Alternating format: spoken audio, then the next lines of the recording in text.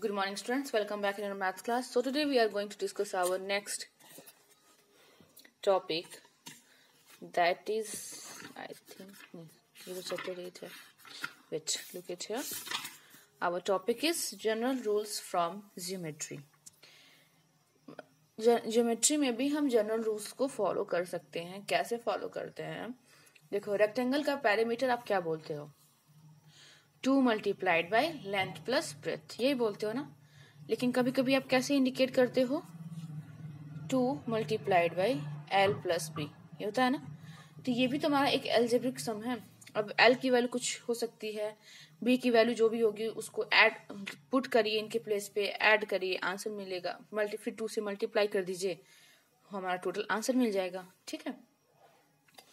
तो वही इसमें भी बता रहा है कि हम जनरल रूल्स के थ्रू कैसे हम ज्योमेट्री में कैसे उसका यूज करते हैं. ठीक.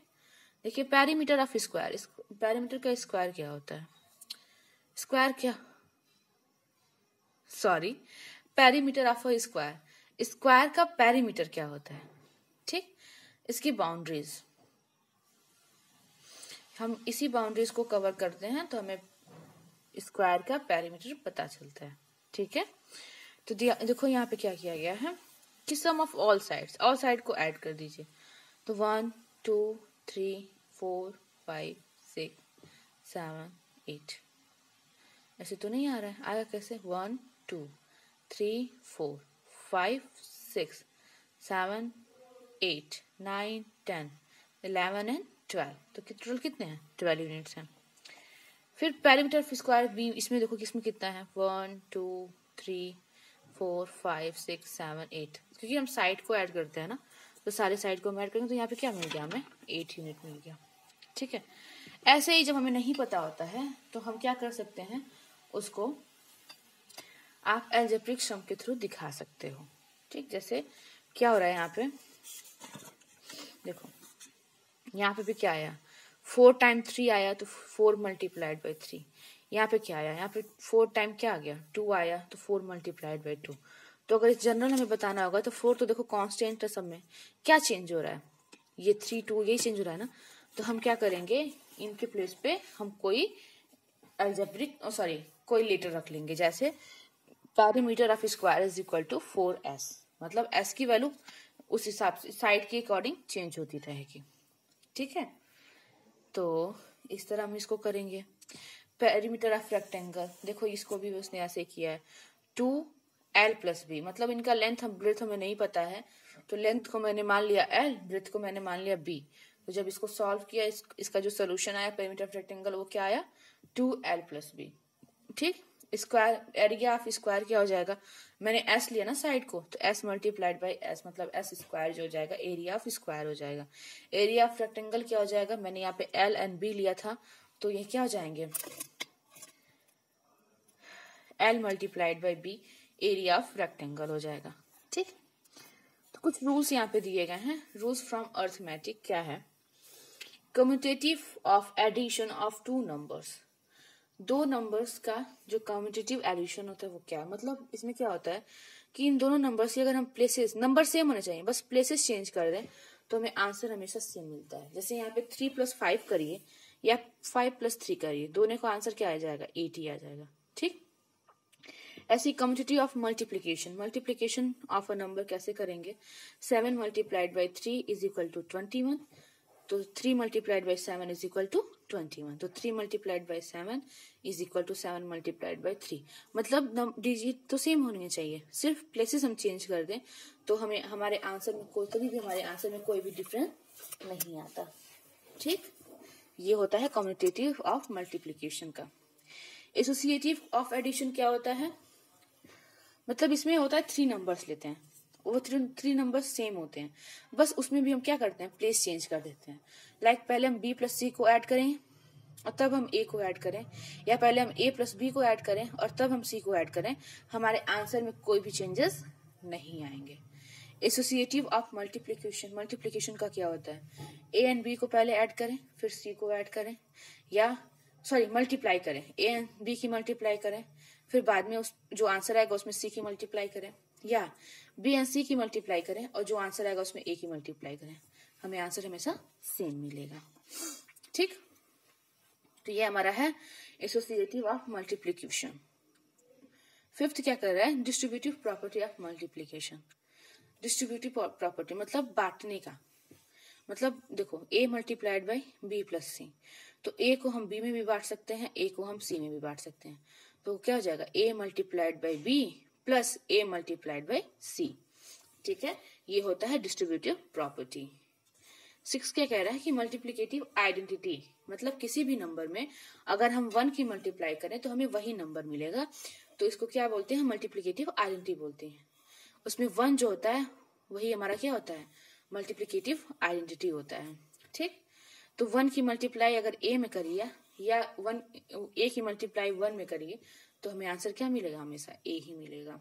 7th क्या कह रहा है कि मल्टीप्लिकेशन विथ 0, तो 0 जो होता है ये क्या करता है, किसी भी नंबर से आप 0 की मल्टीप्लाई कर दीजिए, हमें आंसर क्या मिलेगा, 0 ही मिलेगा।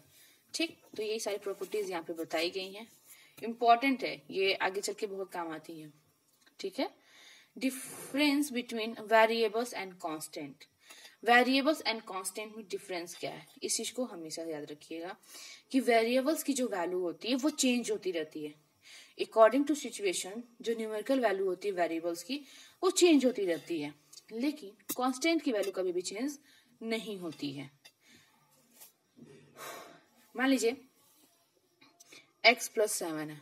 ठीक, इसमें क्या होगा, ये 7 तो हमेशा ऑलवेज फिक्स रहेगा, 7 को हम कभी भी चेंज नहीं कर सकते, लेकिन x ये अपने टाइम के अकॉर्डिंग बदलता रहेगा, मतलब जैसा सिचुएशन रहेगा, जैसे जिस चीज के बारे में पूछा रहेगा, जिस नंबर के बारे में बताना होगा उस नंबर को हम यहाँ पे पुट करेंगे और 7 से ऐड कर लेंगे। ठीक, तो जो हमारा 7 है ये कांस्टेंट है, लेकिन जो हमारा x है, x हो गया आपका, z हो गया, a b जितने होते हैं ये वेरिएबल्स होते हैं, तो इनकी वैल्यूज जो होती हैं वो क्या होती हैं, फिक्स नहीं होती है।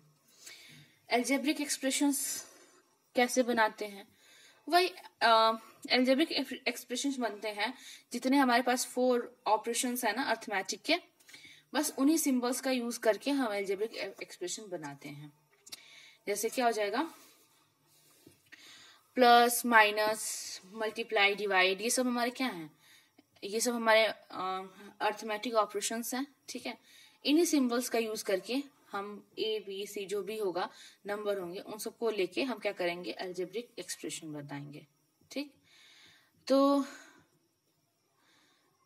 कुछ पार्ट्स ऐसे होते हैं जो प्लस और या माइनस से सेपरेट किए जाते हैं, अलग किए जाते हैं, तो उनको क्या बोलते हैं, टर्म्स बोलते हैं। ठीक, जैसे देखो ये है 2a plus 3b plus minus 7c है ना, तो इसमें 3 टर्म्स हैं। कैसे, ये प्लस और माइनस इनको अलग कर रहा है ना, तो ये जगह 2a 3b एंड 7c। ठीक, तो ये क्या हो जाएंगे, हमारे 3 टर्म्स हो जाएंगे। ठीक, अब एक्सप्रेशंस इंडिकेट कैसे फॉर्म होते हैं, मैंने 5n लिखा, इसका मतलब क्या है कि 5 की मल्टीप्लाई किसमें की गई है, n से की गई है। a प्लस 4 राइट है, इसका मतलब क्या है कि 4 को हम a से ऐड किए हुए हैं। x डिवाइडेड बाई 2 इसका मतलब x डिवाइड हो रहा है किससे, 2 से। 3y माइनस 7 है, इसका मतलब है कि 7 को हम 3y से क्या करें, 3 टाइम y से, मतलब ये तो मल्टीप्लाई में 3 टाइम y से हम क्या करें, सब्ट्रैक्ट कर रहे हैं। ठीक, ये रूल्स होगा, तो इसी बेसिस पे आपको यहाँ पे ट्राई दिस 7.1 करना है। क्या है, from expression using t 5 and 12 and any 2 number operations every expression must have t it। आपको 5 t and 12 का यूज करते हुए आपको 2 अलजेब्रिक एक्सप्रेशन बनाना है और प्रत्येक में आपको क्या होना चाहिए, t मस्ट है, जरूरी है। तो देखो एक तो हम बता दे रहे हैं, देखो 5 को आप t से मल्टीप्लाई कर दीजिए, 5t और इसमें क्या करिए 12 को ऐड कर दीजिए प्लस 12, एक हो गया, मतलब इसको ऐसे लिखेंगे 5t प्लस 12। ठीक, एक ये हो गया। दूसरा आप बनाइएगा ऐसे सोच के। ठीक है, सेकंड क्या करना है, कंप्लीट द फॉलोइंग टेबल को कंप्लीट करना है। The product of b and 100, b and 100 का प्रोडक्ट क्या होगा, प्रोडक्ट पूछा मतलब मल्टीप्लाई, तो 100 में हम क्या करेंगे, b की मल्टीप्लाई कर देंगे तो 100 b आएगा product. 2 times a number added to 9, 2 times a number, एक नंबर का 2 टाइम, जिसमें क्या ऐड किया गया है 9 को, तो 2 टाइम अ नंबर, एक नंबर, मैंने उस नंबर को मान लिया x और 2 टाइम बोला है तो 2x हो गया। ठीक, उसमें ऐड करना है किससे है 9 से। ठीक है, तो ऐसे ही इसको कंप्लीट करना, टेबल को कंप्लीट करिएगा, नहीं समझ में आएगा आस्क करिएगा। थर्ड क्या कह रहा है कि complete the following table using formula of geometry, geometry का फॉर्मूला यूज करते हुए इस टेबल को कंप्लीट करना है। Perimeter of square with side x unit, तो क्या हो जाएगा 4x, क्यों, क्योंकि 4 इंटू साइड होता है, तो 4 की साइड की जगह पे क्या है x, तो 4x हो जाएगा। ठीक, perimeter of triangle with side a plus b plus c, तो with side a b c, तो इसका पेरीमीटर क्या हो जाएगा ट्रायंगल का a plus b plus c, क्योंकि पेरीमीटर ऑफ ट्रायंगल क्या होता है सम ऑफ 3 साइड। ठीक है, ऐसे इसको इसमें भी करना है, रेक्टेंगल का बताना है, फिर एरिया ऑफ स्क्वायर बताना है, एरिया ऑफ रेक्टेंगल बताना है। ठीक, तो मैंने आपको बता दिया था, करिएगा।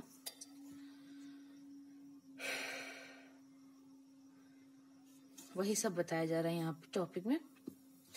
जनरल टर्म के बारे में बात हो रही है। मान लीजिए कोई आपको सीरीज दिया गया है, ठीक है, और आपसे बोल दिया गया कि इसका जनरल फॉर्म बताइए और इसका 100th पार्ट बताइए, या जी टर्म बताइए, पार्ट नहीं बोलेंगे उसको, टर्म बोलेंगे, टर्म बताइए, 1000 टर्म बताइए। तो सबसे पहले आप देखोगे कि ये नंबर कौन सा पैटर्न फॉलो कर रहा है, ये जो सीरीज दिया गया है ये कौन सा पैटर्न फॉलो कर रहा है। तो देखो यहाँ पे क्या हो रहा है 3, 6, 9, 12, 15, 3 का टेबल लग रहा है, इसका मतलब 3 1 जा 3, 3 में 3 को 1 से मल्टीप्लाई किया गया, फिर यहाँ पे 3 से 2 को मल्टीप्लाई किया गया, यहाँ पे 3 को 3 से मल्टीप्लाई किया गया, 4 से मल्टीप्लाई किया गया, 5 से मल्टीप्लाई किया गया, तो नेक्स्ट क्या हो जाएगा 6 से मल्टीप्लाई करेंगे, इसका मतलब 3 6 जा 18 आ जाएगा।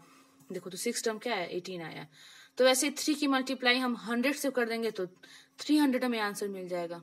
ठीक है, तो ये हमारा सीरीज पैटर्न होता है। अब इसी को जनरलाइज करने के लिए बोल दे तो आपको कुछ नहीं करना है, आपको बस पैटर्न देखना है क्या चल रहा है। जैसे यहाँ पे 4 का टेबल है ये, तो 4 multiplied by 1, 4 multiplied by 2, 4 multiply, देखो 4 जो है सब में कांस्टेंट है, मल्टीप्लाई किससे हो रहा है 1 2 3 इससे ना, तो 4 तो हम लिखेंगे 4 की मल्टीप्लाई, और फिर इसने क्या दिया n नेचुरल नंबर आपको यूज करना है, तो 4n हो जाएगा ये। ठीक,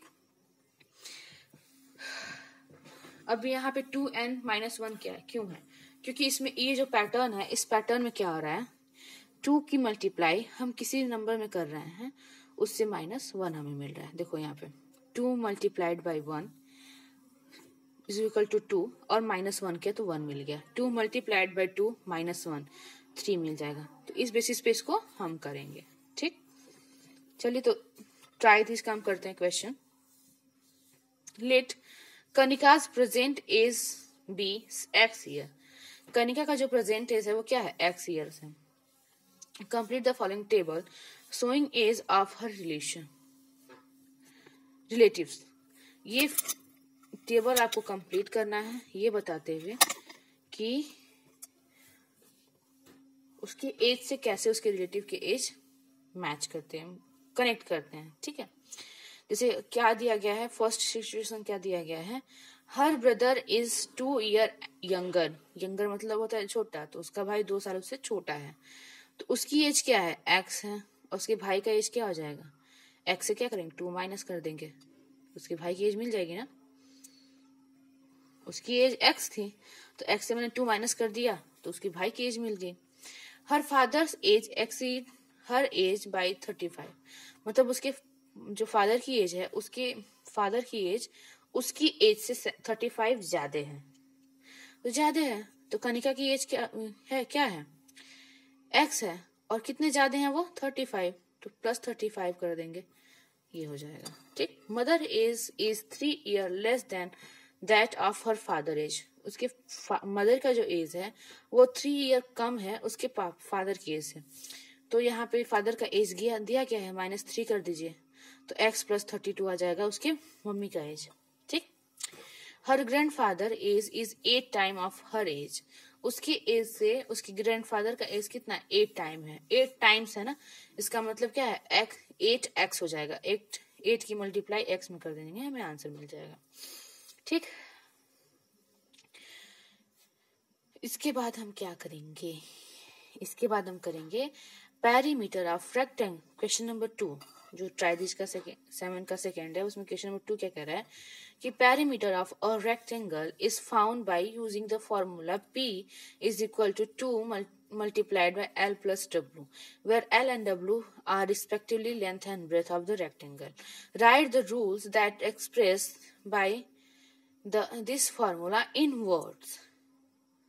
In words, वर्ड में इसको राइट करना है।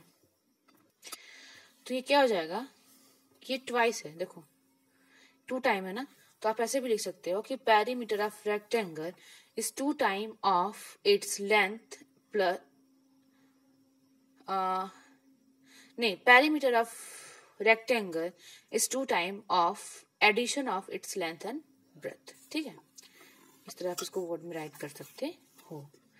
थर्ड क्या कर रहा है कि 100 term for of the sequence 13, 26, 39, 52 100 term के बारे में पूछ रहा है। तो देखो ये 13 का टेबल आपको लग रहा होगा, मतलब 13 1 जा 13, 13 2 जा 13 3 जा एंड 13 4 जा। ठीक, तो इसका मतलब 13 सब में कांस्टेंट है, तो 13 की आप मल्टीप्लाई किस में कर दीजिए 100 में, क्योंकि 100 टर्म के बारे में पूछा है। तो क्या हो जाएगा 1300, ये हमें आंसर मिल जाएगा। ठीक, 4 क्या कह रहा है कि the nth term where n is any natural number of the number series, इसमें nth term बताना है आपको। तो देखिए इसमें क्या हो रहा है, +1 सब में हो रहा है, +2 जो भी है दिया गया है। तो हम सबसे चेक कर लेते हैं। देखो यहाँ पे 5 multiplied by 1 + 2 किया तो ये 7 आ जाएगा। 5 multiplied by 2 + 2 किया तो यहाँ पे क्या आ गया, सॉरी हाँ 12 आ जाएगा। 5 multiplied by 3 + 2, तो 5 और 2 तो कांस्टेंट है, सिर्फ n बदल रहा है ना, इसका मतलब C आंसर हो जाएगा। ऐसे ही आपको 5 करना है, करके करिएगा। ठीक, तो आज हम यहीं तक रहने देते हैं, ये दोनों एक्सरसाइज करिएगा। नेक्स्ट क्लास में हम एक्सरसाइज 7.2 करेंगे। ठीक है, ओके, थैंक यू।